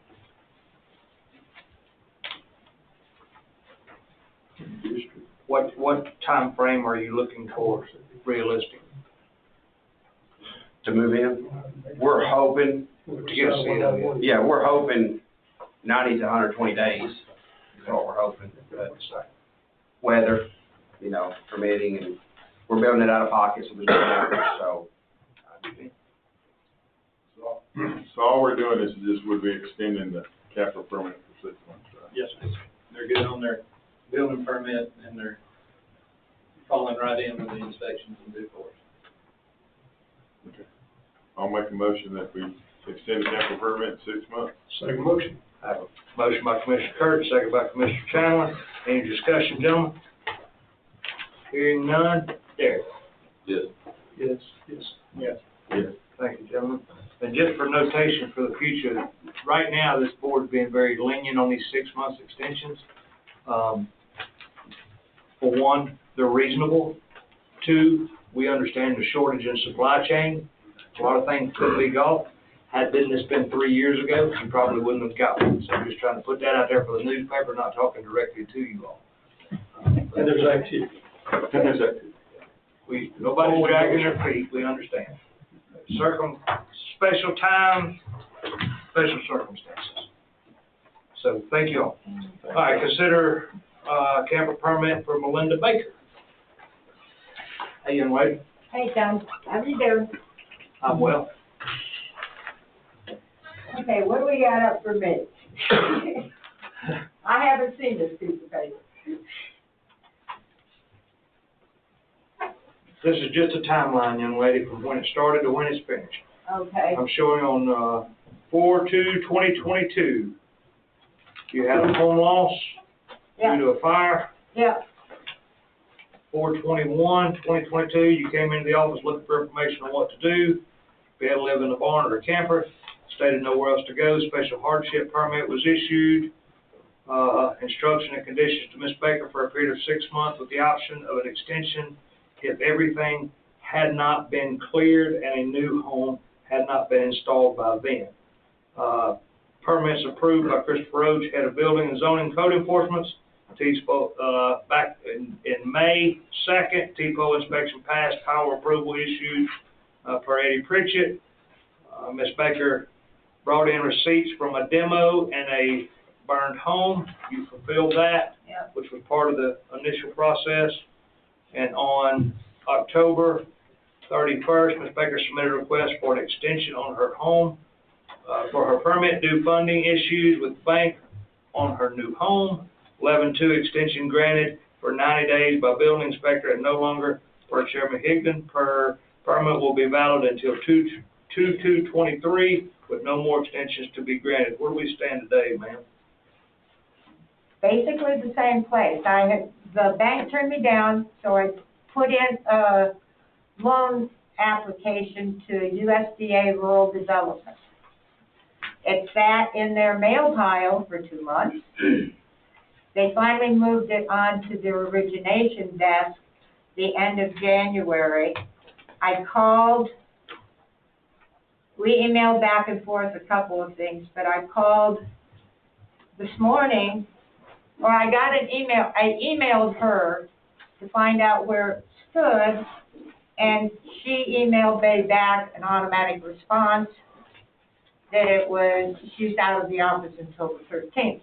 So I don't know how long it's going to be in their hands before I get any kind of a result back. Ma'am, was it your son that come down from New York who was with you when your house The burned? one from, my son came from Washington DC, and the Washington, other one, D.C., that's right. and the other one came from Columbus, Ohio. So at the time, when we moved forward with this, you agreed to do the demolition permits and the cleanup, and we acknowledged this, the septic through the Department of Health. But at that time, you had a buyer's order on a mobile home. Did it fall through? I didn't have a buyer's order on a mobile home. You had one ordered or something like that? You No, were we were waiting? just looking. And I found out that to get a mobile home in there, I have to widen my driveway. Yeah. They say it has to be 20 feet wide. My driveway is only about 12, 14 feet. I understand. And I can't go in one direction because that's where the water line and the water meter are. So I have to go in the other direction, work with GDOT. They're going to have to take down several of the state trees. So are you, you're on a state highway? Yeah. 172. 172, and get them to put in a new culvert, and that's a high bank, and it's gonna have to be cut through, wider through the high bank. And I can't, I want to build my house if possible. It's a better structure. It's what people want to do. I understand. And I'm stuck in this limbo with rural development. And I have no idea what their timeline is, and I can't get anybody down there to tell me. Ma'am, I'm sorry you're having to go through this. I totally understand your situation. But from a county perspective, which I have to speak from,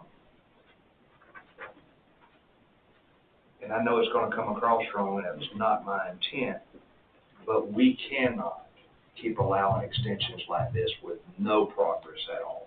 Had you secured the funding, had you secured a contractor, had you got the driveway even accessible, even through DOT, I don't know if you contacted DOT and asked them what kind of time frame they was on, because they're going to come out and widen that for you. It's your access. I'm really looking at it like we really haven't done much of anything other than apply for some paperwork and hope something comes back. But from this board, I don't know that we have any legal grounds to extend anything, because there's nothing to extend. Because I don't know that you're going to get a loan in 6 months. I don't know if you're going to get a loan in 4 years. But I know I can't let you live in that camper. Why? Because our law says you can't, unless you have active building permits. I have all the paperwork to get an active building permit. Okay. I have all of that lined up. I had to do that for First Citizens. They denied the loan, so now I have to start all over. Well, these are now, those go back to August. And I could have applied for a building permit then. But I'm trying to do this. I can't, if I get a building permit but I don't have funding, what happens then? You're going to buy another one. And I understand you're wasting money. You're wasting good money over bad. But I don't know what you're asking this board to do with no end game, no end goal. I mean, you have an end goal, but right now there's no middle. I can't ask the board to extend a permit that we don't have a resolve in it anywhere with a date attached to it of some sort. I would love to tell you to go down to his office and pull permits in the morning.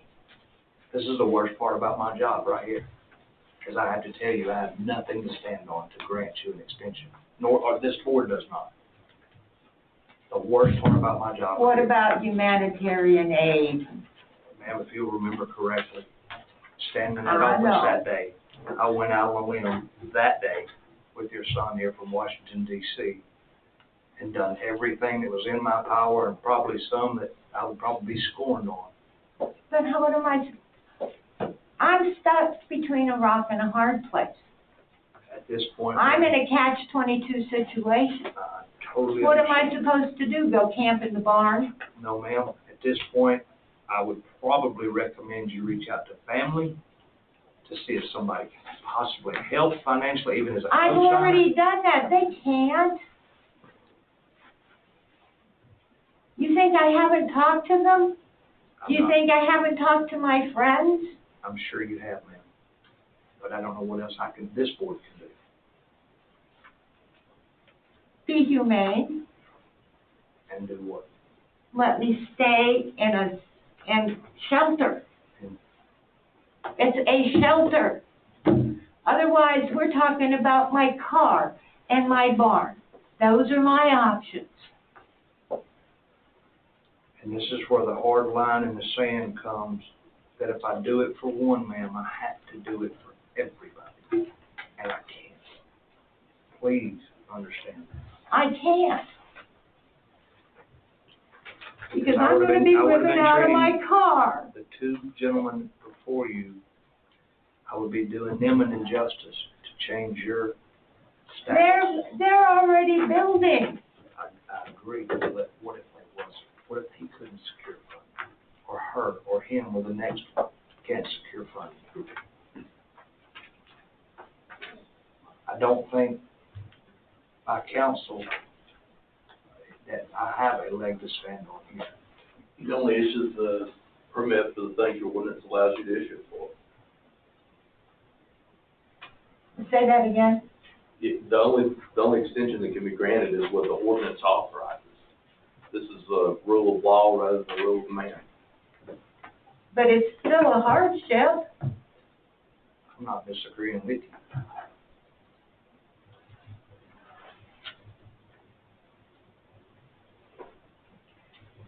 Where am I supposed to go? You tell me what I do. I have done.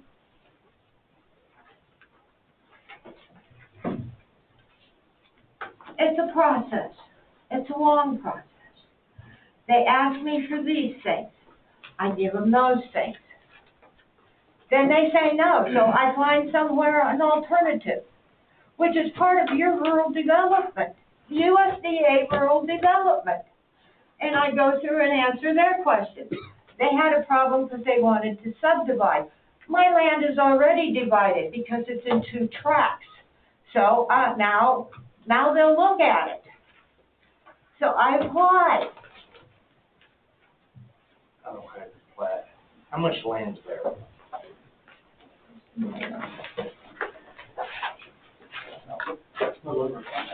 Right, if you include the bootleg. Hold on. This was the response I got when I asked her for this. This is what I mailed you, but here's the 2 plats. It's this one.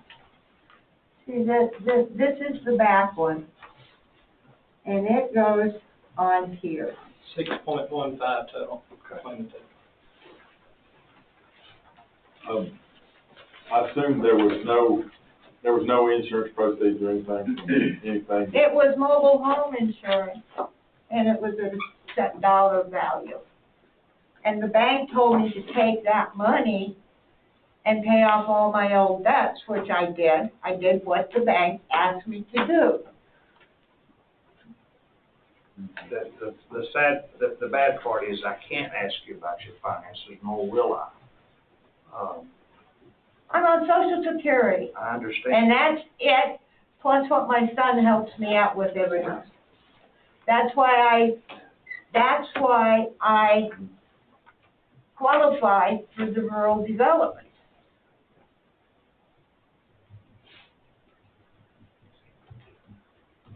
Chris, I've got our ordinance in front of us. Can you state for us what the hardship provisions are? Hardship in case of, house burning down. I'm trying to think of a good phrase saying that. A home fire, loss to natural disaster allows for a hardship of 6 months to go in place under certain, guidelines. She met all those guidelines except 2, and the chairman took those under. I won't like to take off or except we discussed them. We moved forward to allow the hardship, on the property, despite that property being subdivided. We didn't think just because you didn't have all your acreage underneath one parcel didn't mean that, natural disaster couldn't happen to you. So we went with that, and we also worked with a septic permit because her home came down on top of the septic, and we weren't able to tag back into it. So she does have records, and I've tried to go out there about once a month, once every 2 months to check on the situation, and she has had it pumped. It's not, running across the line. Every month. But our ordinance only allows for the 6 months. And then at the end of the 6 months, or before the 6 months, is to pull the permits either to replace the home or through building permits, whether it be pre-manufactured or state built. What are you looking at here, what you going out, is the septic system not working at all? Oh, no, my septic tank is a 1,000-gallon septic tank. It's for a 3-bedroom, and it was inspected by the health department, and I have that when I was preparing to get the building permit.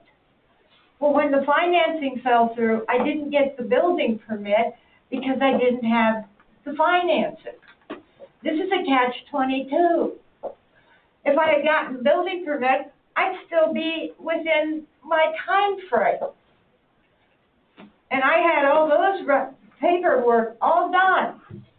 It's got that lot, it's got waiting for, the builder is waiting to hook up the temporary electric. It's all strung out, it's been surveyed, the plot for the house. We started digging the footers, and then the financing fell through. So now I'm going for alternate financing, which is USDA Rural Development. They were so backlogged, they never even looked at it for 2 months. And that's beyond my control. To meet the letter of the law, can you afford to pull building permits? Yeah, I can pull them. If she pulls building permits tomorrow, she will get a 6-month. But she'll pull building permits and then have to get a camper permit. Correct. But Well, now I'm trying to figure out a way, I within legal reason, to ask this board, to ask this board for a camper extension. The only way I can possibly think of it. If she does that, it would be a question for us. Well, and you do have a USDA application in, right? Yeah, I have emails from her, I have a voicemail from her. Okay. I got, Septic, when the house burned, just to answer your question, sorry, I want to make sure I answer them. It was inaccessible, and we didn't know the damage extent. So for the camper to be under a hardship or through a permit, it has to be hooked into an approved source. So we had to set up a pumping to where they come and pump her black and gray water out. ASPA one comes out once a month, And then pumps me out. the health department, after the debris and rubble and everything was removed, she got on their radar to be able to verify whether or not the old system was going to be valid anymore. And it was repaired, and I have a letter from them that the old septic is ready to go, so I qualify to get the building permit. Which is exactly what I asked you to do. They had a timeline before they could remove the house and verify the systems when we had the But system. that's done. Yes, sir. So why aren't we hooked to the septic system? Where she had her T-pole put at is downhill from it, and part of the hardship, once she set it up, she's continued with the pumping. Otherwise, she'd have to move everything up, and so once it was allowed, we keep it for the 6 months. All right, we can help you get that part fixed. Okay. You can come in here in the morning, pull permits, pull building permits. Now, all the paperwork of these people that sign this stuff goes back to August. Is that within a timeline for a building permit? Or do I have to get New somebody? permit. You haven't pulled a building permit yet. No, Come in and pull you a new building permit, so you'll meet the letter of the law, okay, which will automatically give you 6 months. all right, In this 6 months, we gotta get this T-pole moved to where you could tie to permanent septic. Okay? Not that big a deal. We're just talking about moving a few little items around. Give me your contact information, and let me try to reach out to USDA for you. And try to make some other contacts for you. All I'm doing is following the letter of the law to state this is your legal bounds to gain you 6 more months. Because I don't know what else to do, but I can assure you, if we can't get something done, and I will do my best for you, I've got to have something going in 6 months. I have to, because I won't have an option at that point, nor will this board, nor will anybody. it doesn't matter if we dug for the footings for the house or anything, I just have to, Come pull your permits in the morning. okay.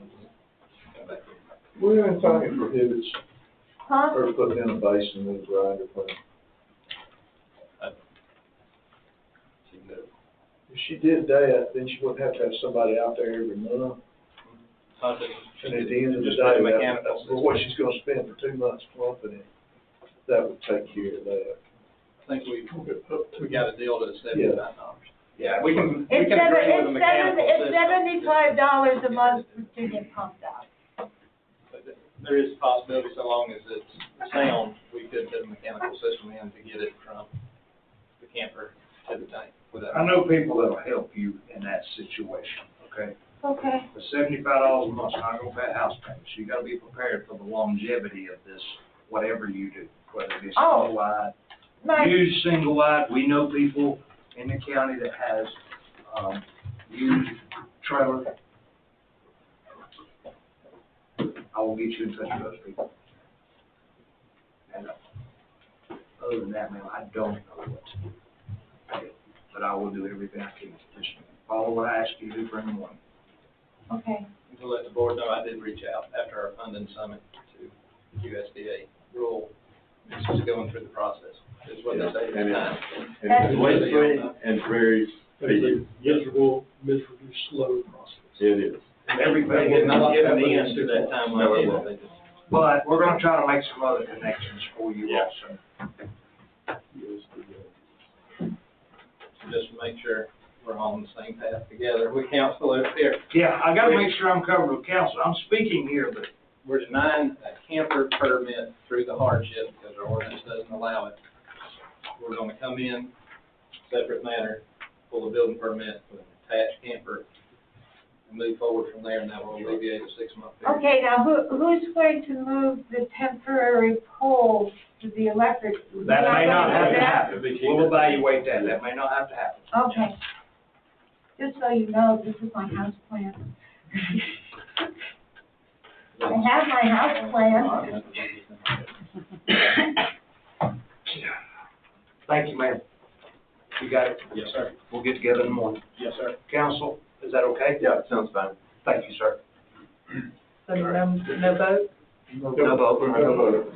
We're doing it legal.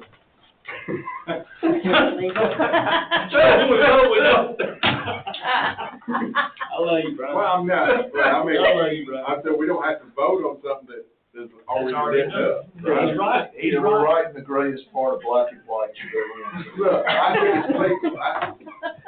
Y'all can- I didn't see bullets pop up on this one, I think so I thought it was all right. I see nothing but smiles. I had to do that. All right. Everybody should be happy. Discuss a resolution in support of the responsible use of agricultural soil amendments. Gentlemen, you have a copy of this. If you don't, please reach out to me. Other counties is adopting this because we're in the middle of it. I hate that lady got out of here before understanding what House Bill 477 was in the river presentation. But if no one sees a problem with this resolution, then I'd like to put it on the meeting to adopt this resolution in the business session, in later part of the month. Moving on, discuss the deeding of the American Legion property to the city of Davisville. Charles Temple was supposed to be here tonight. In short, the American Legion property on Crawford W. Long, going back to 1928 through deeds and records, somewhere around 1968, H.M. Culberson, or one of the Culbersons, I don't know which one, he gave it to the county. But then around 1971, the county allowed for that American Legion to be built, and Charles Temple, better known as Frog, he's sort of overseen the caretaker of the property for 30 plus years. He is ready to retire. He no longer wants to fool with it, and he would like the city of Danielsville to take that building, and he's discussed with the city of Danielsville about potentially remodeling that building, making it a small community center or something to that effect, for birthday parties, so forth and so on. They asked me how I felt about it. I told them the county owns the dirt, in which the county inevitably owns the building. They asked, did I have any wishes for the building, and I said no. Personally, we have a lot going on, and I'm afraid that building under county's oversight would basically be in worse shape than it's in now, because we don't have the money, nor the time, nor the interest to rebuild it. And Frog said his wishes is to give it to the city of Danielsville, but he cannot do that. It would have to be county giving the structure to the city of Danielsville. Now, with that being said, it's about 2.14 acre, I think, is a total property there. 5.8 acres. No, is it 5.8 No, acres? that's all the blue that's highlighted. Yeah, that's all the That blue. is all, this is Yeah. one. So just that portion where the building sits is about 2.1, 2.2, but right dead center of that property, the county give the city 0.37 of an acre, which is where the lift station sits for the sewer.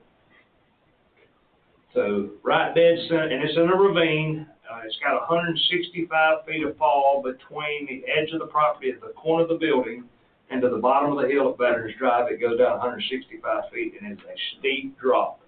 Covered in poison oak. And covered in poison oak. At one time, it was given to the county based off the theory that there would be a park in the bottom of that, and there was a park. Yeah.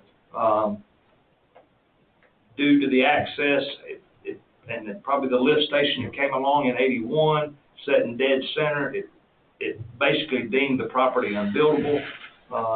Elevation didn't help anything, but there is some value from a county standpoint if we choose to retain the building and let Mr. Temple retire from it. I would tell you that we would be inheriting another courthouse, another church. It would be a money pit for the county. I personally don't see any interest in it, and the city has interest in it. And I say, if I had a vote, I would give it to them. But that's not my decision. This is strictly for discussion. Again, Mr. Temple is going to be here tonight. We can have him come back at the next meeting, which that vote would take place. But he definitely wants out. He don't want no more phone calls. Won't know if it's rentable, available for a birthday party or anything like that. I would ask each of you, if you had a chance, stop by, take a look at that building inside and out, and see if you deem it county worthy or you would like it to move on. So it's just this one piece right here, it's not all? No, it's just that one right there with the building sitting on it. But when we highlighted it, it pulls all the county's properties up. Yeah. Believe it or not, that below the fire hall right there, it's an unbuilded elevation too. It's just like that. That's not. With a creek running through it. A lot of stuff. Take 1 month. Yeah. What's the city, I'm sorry, I didn't interrupt. Is the city identified what their use may be or what it might be? They want to make a small community center. Go in and basically it's going to have a roof first thing. I don't think it has central heating and air. I do know it has a 2-gallon hot water heater for that little kitchen sink in the back. Not very well lit. It's a daytime runner. But they feel like that it's not. Well, there's another reason for it too. And I'll tell you, Danielsville was just disqualified from about a $300,000 grant or something to that effect, because they didn't show anything they owned. They didn't own anything. The city, I mean, even City Hall, we own the dirt. They couldn't claim the building because the dirt don't stand. They don't own the fire department. They don't own the fire department. They don't really have anything, so they actually lost because they couldn't show any value in the city. And they look at it like, okay, we know we can get a grant, but first it's got to be in our name till we have it. So, any other questions, comments? We'll do an email, phone calls, whatever. Well, I'm not opposed to entertaining some idea, but, when I think about it as a county asset, in other counties or other cities, whether we own property or not there, should it be appraised? Would it be better to have some sort of government agreement that we lease it for them to $1 a year, that way they can operate and maintain, or do we just sell it outright? I think there's some questions there that need to be answered. I understand that the gentleman wants to, retire. I got no reservation with that. We're not tying into the building, but the disposition of that property to me is a little bit more complex. Because, if somebody could want to build it or take that building and raise it and put something else there. I understand that, but I kind of disagree with the thought process that, we built that courthouse years ago in the middle of town, and, you know, we put some money into it, and it's a gem to me, but, you know, some of these outliers, you know, I want to put the resources where we need to kind of help establish some of our historical heritage. But for that one, to me, you know, I'm just not sure, you know, what's the best benefit for the whole county besides just, you know, stroking a deed record over to the city of Ainsworth. Well, you know, if you go back far enough and look at it, the county, it was given to the county from a family. So the county didn't purchase it with taxpayer dollars. We don't have a dime invested in it. So whether it's ours or whether it's the city's, if they're willing to fix it up, and then we may be willing, the next board may be willing. As long as here again, as long as it's some government agreement between the county and the city to do that, I wouldn't have. Well, it's gonna be, and they may be interested in that, but they're not gonna be able to get a lease on it. But we do a $1 for 100 years, does not do them any good of being able to secure funding to be able to rehab the building. Well, I want some assurance if we don't give this property to the city, and somebody from the city say, we don't have any need for it, then set it for sale sign. Well, Because then we'd be criticized because we gave away something that somebody else saw value. Well, that's all in the contract. It could say that there'd be a reverter clause. If it ever came back up and the city no longer wanted it, it would revert back to the county. But we also have to keep in mind, in the center of that property is a county lift station that pumps city lift station that's pumping this building to the bottom of that next hill. So whether there's also an easement through that property. There's also an easement right dead through it, right dead center. So, I mean, I get 100% what Derek's talking about. But we gotta figure out who's it worth more to, and who wants the responsibility of it. All right, but anyways, we'll go down the road with that one. Can we move forward with having a survey, this, just piece here? Which piece? The piece, the charge discussion, whatever you're Don't- gonna do with it, you're gonna need this piece surveyed separate from all, because all this that's highlighted in blue is one plat, one survey. We wait till we decide. Yeah, what to do. wait till you decide, because if you do nothing, then you don't have to have it surveyed at all. And then again, you may just survey out just the building and keep the dirt all the way around it. Just at least just the building, that little bitty parking lot. You know, it's totally up to you all. Well, yeah, and I guess I'd like to hear, I mean, what the city, I guess, you know, so a representative maybe from the city give us how they see it. Absolutely, no problem. Exactly. Also, if Charles maybe can attend the meeting, so have some further discussion and sort of understand it better, what folks are seeing to be done with it. We might feel more comfortable with it. No problem, sir. I'll make sure that they're here for the next discussion. I don't think that this is an absolute, gotta be done by the end of this month. Right. There is No. nothing like that. We can hear this out and understand it more, and actually may have able to come up with, I don't know, some type of partnership. I really feel bad about a building that I know we can't physically nor financially go in and fund without this. At this point. All right. Urgent matters. I do not. It's little. We could ask the tax assessor's office to give us an opinion of the value of that property. Right now, for the county, tax roll probably zero. Absolutely.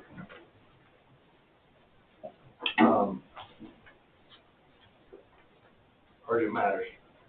There was something. No, we already done it, didn't we? Okay. Executive session to discuss real estate acquisitions, personal matters, potential litigation. Sure, know any of them? No. There you go. Move adjourned.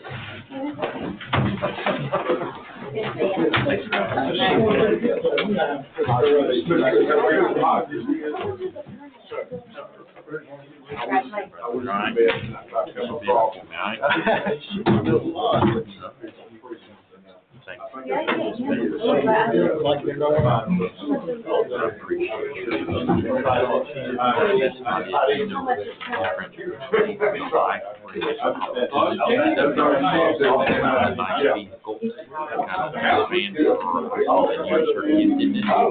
In other areas, so,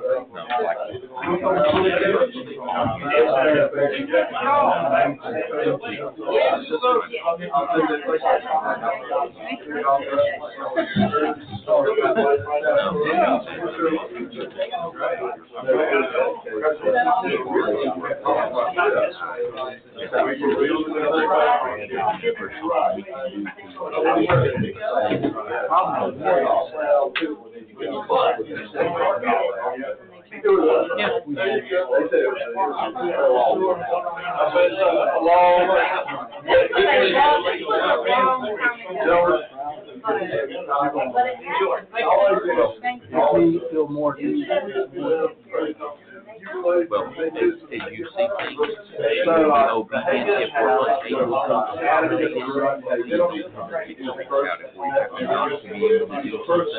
she'll communicate with you professionally, you know,